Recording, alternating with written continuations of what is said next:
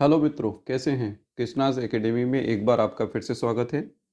जैसे कि आपको पता है कि पिछली क्लास में हमने पादप शारीरिकी के चैप्टर को कंप्लीट कर लिया था, क्योंकि हमारा लास्ट चैप्टर था पत्ती की आंतरिक संरचना। और उस क्लास में हमने आपसे कहा था कि अगला जो हमारे टॉपिक रहेंगे वो जेनेटिक्स से रिलेटेड रहेंगे, आनुवंशिकता से रिलेटेड रहेंगे। आपके एनसीईआरटी में इससे रिलेटेड दो चैप्टर्स दिए गए हैं, वंशागति तथा विविधता के सिद्धांत, और दूसरा दे रखा है वंशागति का आणविक आधार। तो पहला जो हमारा चैप्टर है वो वंशागति तथा विविधता के सिद्धांत है। इस चैप्टर में हम सबसे पहला जो टॉपिक आज शुरू करेंगे वो है मेंडल एवं उद्यान मटर। मतलब इसमें हम बेसिकली पढ़ेंगे मेंडल के बारे में, और मेंडल ने जिस पौधे को चुना था जिसका नाम उद्यान मटर या गार्डन पी है, इसके संबंध के बारे में, क्योंकि दोनों से संबंधित बहुत सारे क्वेश्चन पूछे जाते हैं। तो आज का हमारा टॉपिक है, हम इसको स्टार्ट करते हैं। और स्टार्ट करने से पहले, जैसे कि मैंने आपसे कहा था कि पुराने सारे चैप्टर्स को आप रिवाइज कीजिए, कहीं कोई दिक्कत है तो आप मुझे बताइए। और उम्मीद है कि आप लोगों ने चैनल को सब्सक्राइब कर लिया होगा, जिन्होंने नहीं किया है वो चैनल को सब्सक्राइब करें, जिससे कि आपको टाइमली इनके लेक्चर्स मिलते रहें। तो अब शुरुआत करते हैं। जैसे हमने कहा जेनेटिक्स जो है ये आगे दो चैप्टर में हम पढ़ेंगे। तो पहला क्वेश्चन तो ये आता है कि जेनेटिक्स या आनुवंशिक विज्ञान किसे कहते हैं। तो पहला है वह शाखा जिसमें वंशागति एवं विभिन्नताओं के संबंध में अध्ययन किया जाता है। इंग्लिश में दो वर्ड यूज किए जाते हैं, एक हेरिडिटी जो वंशागति है, और वेरिएशन जिसको हम कहते हैं विभिन्नताएं। इनका अध्ययन ही कि विभिन्नताएं कितने प्रकार की होती हैं, ये कैसे एक जनरेशन से दूसरी जनरेशन में जाएंगी, क्या सभी जाती हैं नहीं जाती हैं, इसके कौन से नियम हैं, ये सारी चीजें इस चैप्टर में हमें पढ़ना है। दूसरा आता है आनुवंशिक विज्ञान शब्द का उपयोग सबसे पहले किसने किया। तो ये साइंटिस्ट हैं, इनका नाम है डब्ल्यू वेटसन। वेटसन वो साइंटिस्ट हैं जिन्होंने जेनेटिक्स टर्म को सबसे पहले यूज किया। इससे पहले जेनेटिक्स टर्म यूज नहीं किया जाता था। अब जैसे हमने कहा यहाँ पर दो चीजें हैं, एक तो है विभिन्नताएं और दूसरा है वंशागति। तो विभिन्नताएं क्या है, इनको शॉर्ट में समझने की कोशिश करते हैं। विविधताओं को कैसे परिभाषित करते हैं कि वे लक्षण जो किसी जीव में पाए जाते हैं परंतु इसी जाति के अन्य सदस्यों में नहीं होते, एवं सदस्यों के मध्य अंतर स्पष्ट करते हैं। इन लक्षणों को हम क्या कहते हैं, वेरिएशंस कहते हैं। मतलब एक जीव में तो पाए जाएंगे लेकिन उसी के दूसरे सदस्यों में नहीं पाए जाएंगे। इसको बहुत सिंपल एग्जांपल से आप समझ सकते हो कि हमारे परिवार में सभी मनुष्य हैं, ओके, लेकिन वो सारे मनुष्य समान लक्षणों को तो शो करते हैं। जैसे सभी के दो आंखें हैं, दो कान हैं, एक नाक है, एक जीभ है, मुंह में 32 दांत है, ये सारी चीजें समानताएं होंगी। ऐसी आंतरिक संरचना भी समानता होगी। लेकिन हम में हमारे कुछ अपने लक्षण होते हैं, वो चाहे शारीरिक विभिन्नताएं हो सकती हैं, व्यवहार में अंतर हो सकता है, कोई भी हो सकता है, जिसकी वजह से हम एक जैसे नहीं दिखते। इसी को हम कहते हैं विभिन्नताएं, वेरिएशन, जो अंतर स्पष्ट करने में हेल्प करते हैं। अब विभिन्नताओं को वैसे तो कई आधार पर विभाजित किया जाता है, लेकिन दो है कि इनकी उत्पत्ति किस तरीके से होती है उसके आधार पर विभाजित किया जाता है। ये दो प्रकार की होती हैं। कौन कौन सी, आनुवंशिक विभिन्नताएं और दूसरी वातावरणीय विभिन्नताएं। आनुवंशिक विविधताएं वो हैं जो हमारे जर्म प्लाज्म में या आज के जमाने में जिसको हम कहते हैं जीन्स में होती हैं, और वातावरणीय विविधताएं वो हैं जो वातावरण में होने वाले परिवर्तन के कारण होती हैं। जनरली देखा गया वातावरण में जो विभिन्नताएं उत्पन्न होती हैं वो शारीरिक विभिन्नताएं हो सकती हैं, वो व्यवहारिक विभिन्नताएं हो सकती हैं, लेकिन इनकी वंशानुगति नहीं होती। किसकी होती है, केवल आनुवंशिक विभिन्नताएं। तो लिखा है यहां पर केवल आनुवंशिक विभिन्नताएं ही वंशागति होती हैं, मतलब एक पीढ़ी से दूसरी पीढ़ी में जाती हैं। अगर हमारे शरीर में कोई ऐसा परिवर्तन होता है, कोई ऐसा चेंज आता है, कोई ऐसी भिन्नता आती है जो जीन्स पर अपना प्रभाव नहीं डालती, वो हमारी मृत्यु के साथ ही नष्ट हो जाते हैं। अब आते हैं इसमें तीन साइंटिस्ट और उनसे रिलेटेड जो जीव हैं जिस पर उन्होंने प्रयोग किया, ये बहुत इंपॉर्टेंट है। सबसे पहला आता है आनुवंशिक विज्ञान के जनक। ये बहुत पूछा जाता है, सभी एग्जाम में पूछा जाता है। ये है ग्रेगर जॉन मेंडल। आप सभी जानते हो कि मेंडल को आनुवंशिक विज्ञान का पिता या जनक कहते हैं। दूसरा क्वेश्चन इसी पे बनता है, इन्होंने किस पर प्रयोग किए। तो इन्होंने उद्यान मटर यानी कि गार्डन पी, जिसका साइंटिफिक नेम है पाइसम सैटाइवम, पर अपना प्रयोग किया। दूसरा आता है बेटसन, जिनको आधुनिक अनुवांशिक विज्ञान, मॉडर्न जेनेटिक्स का फादर कहते हैं। डब्ल्यू वेटसन ये वही हैं जिन्होंने आपसे कहा था कि अनुवांशिक शब्द का उपयोग सबसे पहले किया था। इन्होंने भी मटर पर अपना प्रयोग किया, लेकिन ये मटर कैसी है? मीठी मटर है, इसको स्वीट पी कहते हैं। इसका जो साइंटिफिक नेम है वो है लेथायरस ओडोरेटस। फिर आता है परीक्षण या प्रयोगात्मक अनुवांशिक विज्ञान का जनक, इंग्लिश में इसको कहते हैं फादर ऑफ एक्सपेरिमेंटल जेनेटिक्स, और ये कौन है? ये है टीएच मॉर्गन। इन्होंने फल मक्खी यानी कि फ्रूट फ्लाई पर अपने एक्सपेरिमेंट किए, और इस फ्रूट फ्लाई का साइंटिफिक नेम है ड्रोसोफिला मेलेनोगेस्टर। ये सब आपको याद रखने हैं कि अनुवांशिक विज्ञान का जनक कौन है, आधुनिक अनुवांशिक विज्ञान का जनक कौन है, परीक्षण या प्रयोगात्मक अनुवांशिक विज्ञान का जनक कौन है, और इन्होंने किस किस जीवों पर अपने प्रयोग किए, उनके सामान्य नाम यानी कि कॉमन नेम, और साथ में उनके साइंटिफिक नेम भी आपको याद रखने हैं। ओके, अब जैसे कि चैप्टर का जो टॉपिक है उसको हमने नाम दिया था मेंडल एंड गार्डन पी। तो अब शुरुआत करते हैं कुछ ऐसे पॉइंट्स के बारे में जो मेंडल से रिलेटेड हैं। जैसे सबसे पहला है मेंडल का बर्थ। पहले पूछा जाता था, अब ये कम हो गया है, लेकिन अभी भी पूछा जा सकता है कि इनका जन्म 22 जुलाई 1822 को हुआ। कहाँ हुआ? ऑस्ट्रिया, एक कंट्री है छोटा सा, इसके अंदर हुआ। फिर इन्होंने क्या काम किया? इन्होंने 1856 से लेकर 1863 तक, मतलब लगभग 7 साल तक उद्यान मटर यानी कि गार्डन पी पर संकरण के प्रयोग किए, यानी कि जिसको आप इंग्लिश में कहते हो हाइब्रिडाइजेशन के प्रयोग किए, और उनके हाइब्रिड्स डेवलप किए। फिर क्या आता है, जब अपना काम इन्होंने कंप्लीट कर लिया तो अपने वर्क को इन्होंने पब्लिश किया। कहां पब्लिश किया? 1964 में किया। किसमें? Society for study of natural science. ये जिस शहर में पीस का काम करते थे, यहां जहां पर इन्होंने वर्क किया, उसका नाम था ब्रून। उसकी एक सोसाइटी थी जिसको नाम दिया जाता है नेचुरल हिस्ट्री सोसाइटी ऑफ ब्रून। उसकी पूरे साल के जितने भी क्रियाकलाप होते थे उनको पब्लिश किया जाता था। तो उसी पेपर में इन्होंने इसको पब्लिश किया, और टाइटल क्या दिया? पादपों में संकरण के प्रयोग, यानी कि एक्सपेरिमेंट्स इन प्लांट हाइब्रिडाइजेशन। इस टाइटल से इसको प्रकाशित किया गया, इस नाम से आप कह सकते हो। फिर आता है, क्या इन्होंने केबल और केबल गार्डन पी पर वर्क किया था? नहीं, इन्होंने कुछ और पौधों पर भी अपने प्रयोग किए। एक्चुअल में इन्होंने अपना जो भी वर्क किया था गार्डन पी पर, वो अपने एक कंटेम्प्रेरी या अपने एक साथी को दिया, जिनका नाम था सी नेगली, जो एक फेमस प्लांट एनाटॉमिस्ट हैं, पादप शारीरिक विज्ञान के ज्ञाता हैं, आप ये कह सकते हो। इनको इन्होंने दिया, और उन्होंने सजेस्ट किया कि आप कुछ और पौधों पर इनको करके देखें, जिससे कि इनका परीक्षण और हो जाएगा। तो उनके कहने पर या उनके सजेशन पर हम ये कह सकते हैं कि इन्होंने हॉकवीड, जिसका साइंटिफिक नेम है हायरेशियम, और बीन्स यानी कि इसका साइंटिफिक नेम है लबलब, इन पौधों पर भी प्रयोग किए। तो ये पूछा जाता है कि मटर के अलावा और कौन से पौधों पर प्रयोग किए, तो कॉमन में ये आते हैं हायरेशियम एंड द लबलब। फिर एक ये भी पूछा जाता है कि मेंडल ने क्या सबसे पहले वही साइंटिस्ट हैं जिन्होंने पी प्लांट को अपने प्रयोग के लिए चुना? नहीं, इससे पहले भी कई लोग कर चुके थे। इसमें आपके एनसीईआरटी में भी गिवन है कि गॉस एवं नाइट, ये दो साइंटिस्ट ऐसे हैं जिन्होंने मतलब मेंडल से पहले ही अपने प्रयोग जो है मटर के पौधे पर किए थे। उनको जो इच्छित परिणाम है वो नहीं मिले थे। अब आता है कि मेंडल ने जब अपने एक्सपेरिमेंट किए थे तो उन्होंने कुछ कैरेक्टर्स को चुना।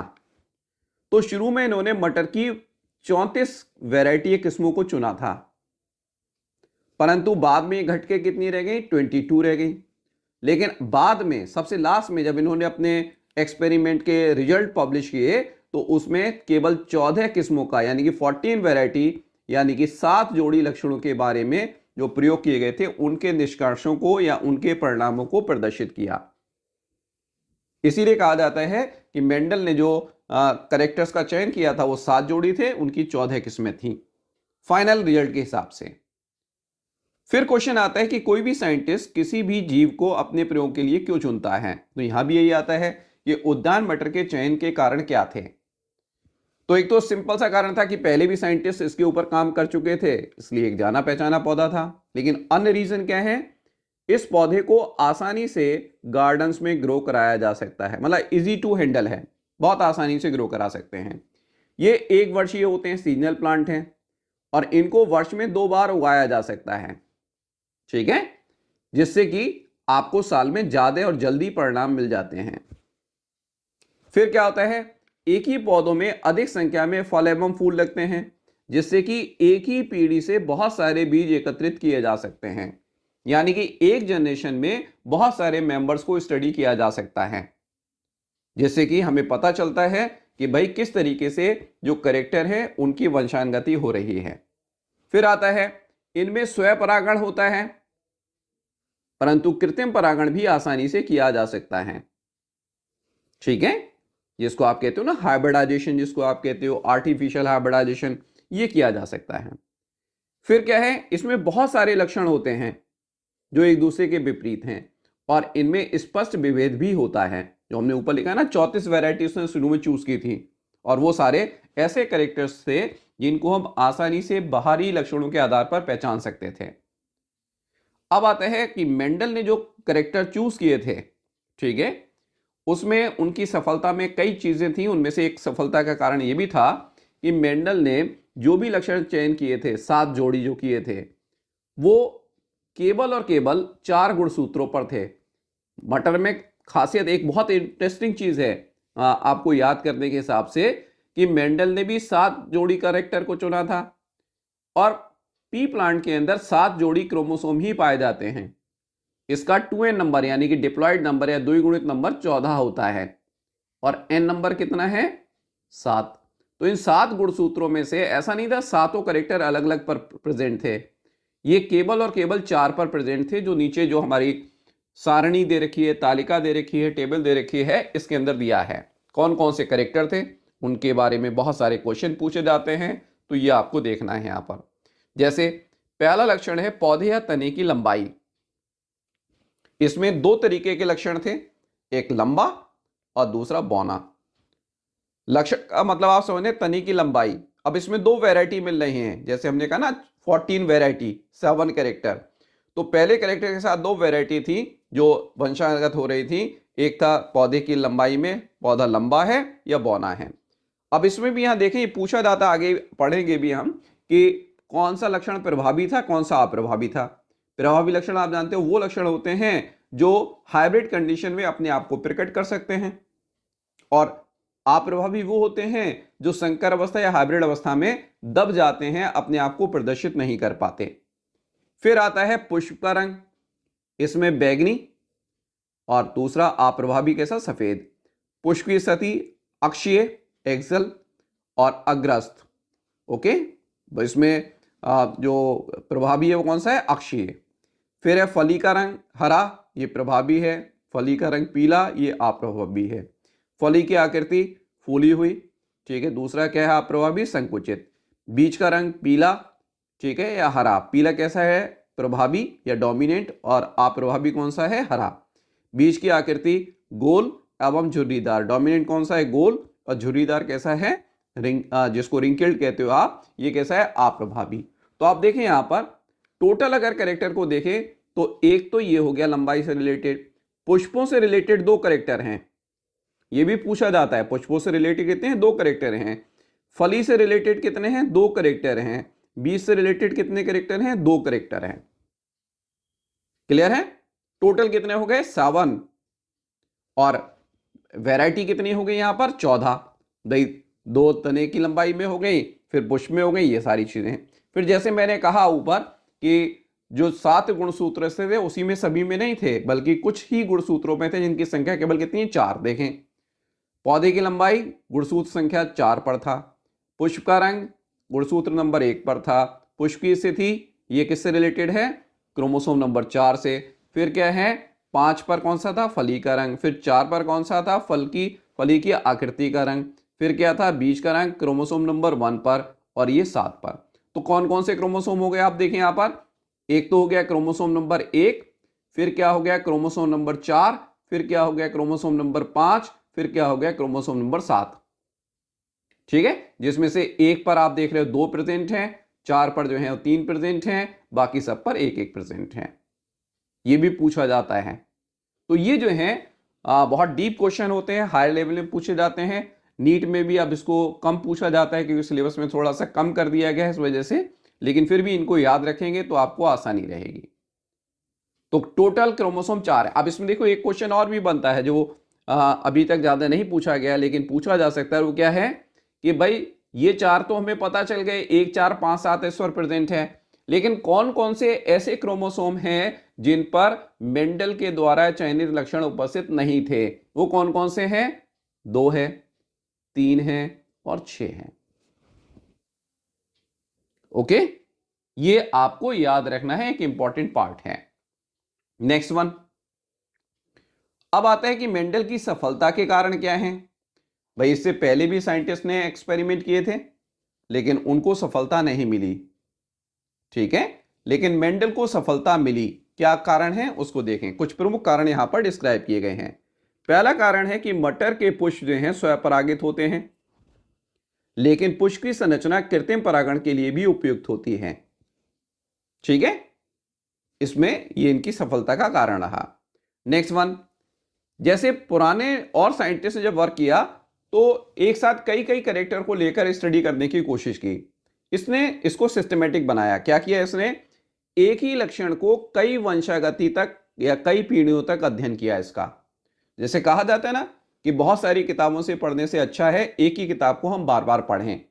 तो पहले इन्होंने एक लक्षण पर फोकस किया और देखा ये किस तरीके से आगे की पीढ़ियों में जाता है। क्योंकि आप जानते हो जो लोग बिल्कुल अभी 11th या 12th से आ रहे हैं उनको तो नहीं पता, लेकिन जो पुराने तैयारी कर रहे हैं उनको पता है कि उसने F1 पीढ़ी, F2 पीढ़ी, F3 पीढ़ी, कई जनरेशन तक एक ही कैरेक्टर के पैटर्न को या बिहेवियर को स्टडी किया। तो पहला काम ये किया, इसको आप जानते हैं, उसको कहते हैं मोनोहाइब्रिड क्रॉस या एक गुण प्रसंकरण या वन जीन वंशागति। उसके बाद आप पढ़ते हो डाई हाइब्रिड क्रॉस, द्विगुण प्रसंकरण, तो 2 गुणों को भी लेकर अध्ययन किया, 3 को भी किया। मतलब एक पैटर्न जब उसने पहले देखा उसके बाद उसके ऊपर आगे काम किया। तो इसलिए लिखा है पहले एक बार में एक लक्षण तथा बाद में 2 या 3 लक्षणों को एक साथ भी अध्ययन किया। तो ये उसका एक प्लस पॉइंट हुआ। फिर हर पीढ़ी का प्रॉपर रिकॉर्ड रखा, पीढ़ी दर पीढ़ी का लेखा जोखा रखा। फिर अपने परिणामों का विश्लेषण करने के लिए सांख्यिकी विधि का या गणितीय तर्कों का उपयोग किया जो इससे पहले किसी वैज्ञानिक ने नहीं किया, और ये इसकी कुछ समय की असफलता का कारण भी बना, जो अभी हम नीचे देखेंगे। हम देखेंगे कि मेंडल का जब काम कंप्लीट हो गया तो उसने उसको पब्लिश किया 1964 में। उसके बाद जो है उसकी डेथ हो गई, सॉरी 66 में। उसके बाद उसकी डेथ हो गई और लगभग 34 वर्षों तक मेंडल के बारे में कोई नहीं जानता था कि मेंडल ने क्या काम किया, और 1900 में आकर फिर इसको दोबारा से खोजा गया। तो ये उसका एक कारणों में से हम पढ़ेंगे, तो एक कारण ये भी है। फिर इसकी सफलता के कारण क्या है? इसने व्युत्क्रम संकरण या पारस्परिक संकरण का उपयोग किया। यह एक विशेष प्रकार का संकरण होता है जो हम पढ़ेंगे जब अगला चैप्टर हमारा टर्मिनोलॉजी रहेगा, उसमें पढ़ेंगे कि इसमें करते क्या है कि एक कैरेक्टर जो हमने पहले एक पेरेंट के साथ लिया था, मतलब मेल पेरेंट के साथ लिया था, अगली बार उसी कैरेक्टर को हम फीमेल पेरेंट के साथ लेंगे। तो इस तरीके के जो क्रॉस होते हैं और इसका वाइस वर्सा जो क्रॉस होगा उसको व्युत्क्रम कहते हैं।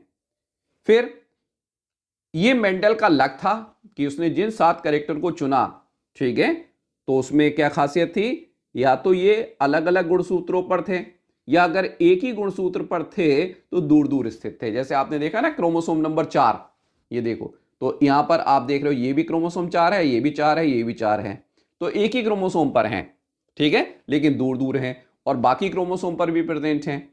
क्योंकि आगे चल के एक नया फिनोमेना डिस्कवर हुआ जो टीएच मॉर्गन ने डिस्कवर किया, जिसको आप कहते हो सहलग्नता या लिंकेज। ये मेंडल के सामने नहीं आया था, इसीलिए मेंडल के परिणाम जो हैं वो अप्रभावित रहे और उसको सफलता मिली। फिर क्या आता है कि अवलोकित परिणामों को सैद्धांतिक स्पष्टीकरण से सूत्रबद्ध किया, ठीक है, मतलब जो भी मिला उसको सही तरीके से उसने इसको एक्सप्लेन किया। क्लियर है? ये इसकी सफलता के कुछ प्रमुख कारण थे, सभी तो नहीं कह सकते, कुछ प्रमुख कारण थे। हाँ, एक चीज और मैं कहना चाहूंगा, जैसे आपके में तो हम नोट्स जो हैं हिंदी में दे रहे हैं सभी तरीके से और मैक्सिमम हिंदी का यूज कर रहे हैं, जिन लोगों को मिक्स लैंग्वेज में देखना है तो मैं आप देख रहे होंगे कि मैं अल्टरनेट डेज पर जो आपको हिंदी में पोस्ट कर रहा हूं वही मैं इंग्लिश में भी पोस्ट कर रहा हूं। उसमें नोट्स पूरे इंग्लिश में हैं और पहले तो मैंने उसको इंग्लिश टू इंग्लिश ही जो है वो रिकॉर्ड किया था, लेकिन बहुत सारे लोगों ने मुझे सजेशन दिया कि आप जो है वहां पर भी इंग्लिश का यूज करें, तो वहां मैंने मिक्स लैंग्वेज का यूज किया है। तो आप चाहें तो उसको देख सकते हैं, या आपके कोई फ्रेंड्स हैं तो आप उनसे कहिए कि इस चैनल को सब्सक्राइब करें, और जिनको इंग्लिश वाला देखना है, इंग्लिश के नोट से आइए, वो इंग्लिश वाले पर अपना फोकस कर सकते हैं। या आप में से भी कुछ लोग इंग्लिश पर अगर शिफ्ट होना चाहें तो आप उसको भी देखें, तो हो सकता है चीज़ें आपको और ज़्यादा क्लियर हों, क्योंकि हिंदी कभी कभी बहुत ज़्यादा कठिन हो जाती है जो हमारी बोलचाल की भाषा में नहीं आती है। तो आगे देखें, अब इसके लास्ट टॉपिक पर पहुंचते हैं। क्या है, हमने अभी आपसे कहा कि लगभग 34 वर्षों तक मेंडल का काम जो है लोगों के ज्ञान में या संज्ञान में नहीं आया। तो क्या ऐसा कारण था कि मेंडल के काम को अनदेखा किया गया? तो देखें, आपको बताया कि 1866 में इसको प्रकाशित किया गया, लेकिन इसको मान्यता कब मिली? 1900 में। यानी कि लगभग 34 वर्षों तक मेंडल के द्वारा किया गया कार्य अनदेखा रहा। क्या क्या प्रमुख कारण थे, इसको देखें। क्या है, जिस पत्रिका में उसने इसको पब्लिश किया उसका सीमित प्रसार था, मतलब एक छोटा सा आप कह सकते हो लोकल पेपर था। ऑस्ट्रिया छोटा कंट्री, उसके अंदर ब्रून एक छोटा सा सिटी, उसका एक लोकल क्लब आप कह सकते हो, एलीट क्लब, जो कि उस समय के जो वैज्ञानिक थे उन्होंने बनाया था, तो अपनी चीजों को उसके अंदर प्रकाशित करते थे। तो ये उस देश में या पूरे वर्ल्ड या संसार के अन्य देशों में अच्छी तरीके से प्रकाशित नहीं हो पाया। दूसरा आता है नेक्स्ट, कि मेंडल के आनुवंशिकता के निष्कर्ष जो उन्होंने निकाले वो उनके समय से आगे थे। क्यों आगे थे? क्योंकि उन्होंने सांख्यिकी एवं गणितीय तर्कों का उपयोग किया था, जो उस समय के जीव वैज्ञानिकों के लिए अपरिचित थे। उस समय वो मानने को तैयार नहीं थे कि मैथ या गणित का उपयोग करके हम बायोलॉजी के नियमों को समझा सकते हैं, क्योंकि आप जानते ही हो कि बायो का और मैथ का हमेशा 36 का आंकड़ा रहता है। बायो वाले बच्चे मैथ से दूर भागते हैं, मैथ वाले बच्चे बायो से दूर भागते हैं, और बहुत सारे बच्चे तो मैथ कठिन है इसीलिए छोड़ के बायो लेते हैं। तो साइंटिस्ट ये मानने को तैयार नहीं थे कि जैसे एक्स वाई जेड की वैल्यू निकाल के हम क्वेश्चन को सॉल्व कर लेते हैं, वैसे ही हम मान लेंगे कि कैपिटल टी स्मॉल टी की दिया और इससे करेक्टर आगे जा रहे हैं। फिर नेक्स्ट और भी, चलो कुछ लोगों ने माना भी, लेकिन फिर क्या क्या कमियां आई कि मेंडल के स्थिर और आमिश्रित, स्थिर का स्टेबल, क्योंकि उसने एक कहा ना डिस्क्रीट यूनिट हो माना वेक्टर के लिए कारक को, इसकी अवधारणा भी जो है लोगों के द्वारा मान्य नहीं हुई। क्यों मान्य नहीं? उसका एक और भी कारण था कि उन्होंने जो बताया कारक के बारे में या पदार्थ के बारे में, इसका कोई भौतिक प्रमाण हमारे पास नहीं था कि ये मिलता भी है नहीं मिलता। ये तो मैथ में ही हो गया कि X Y Z suppose that, तो सपोज दैट पर बायोलॉजी नहीं चलती जब तक कि हमें प्रमाण नहीं मिलते। नेक्स्ट आता है आत्मविश्वास की कमी। ये कहां से आई, ये क्यों हुई? क्योंकि आपको बताया कि मेंडल ने मटर के पौधे पर अपने प्रयोग करने के बाद कुछ अन्य पौधों पर भी अपने प्रयोग किए, लेकिन उसको वो समान प्रकार के रिजल्ट नहीं मिले, जिसकी वजह से उनका आत्मविश्वास कम हो गया। तो लिखा है आत्मविश्वास में कमी, क्योंकि वे अन्य पौधों पर समान परिणाम उत्पन्न करने में असफल रहे। फिर एक चीज आती है, उनके व्यक्तित्व में आक्रामकता की कमी, एग्रेसिवनेस की कमी थी। क्यों कमी थी? कि वो पेशे से साइंटिस्ट नहीं थे। उनका मेन पेशा क्या था कि ब्रून के चर्च में वो एक प्रीस्ट का काम करते थे, फादर की तरह काम करते थे। तो आप जानते ही हो कि जो इस तरीके के लोग होते हैं उनका नेचर बहुत ही पोलाइट होता है, जबकि साइंटिस्ट अपनी चीजों को एग्रेसिवली प्रेजेंट करते हैं, जिससे कि लोग प्रभावित होते हैं, उसके बारे में सोचना शुरू करते हैं। तो मेंडल में कहीं ना कहीं ये देखा गया, एक तो कॉन्फिडेंस कम हो गया और दूसरा एग्रेसिवनेस कम थी। और सबसे बड़ा कारण जो रहा वो थे डार्विन महोदय। ठीक जिस समय इन्होंने अपने नियम प्रकाशित किए थे उससे पहले डार्विन ने अपनी थ्योरी दी थी।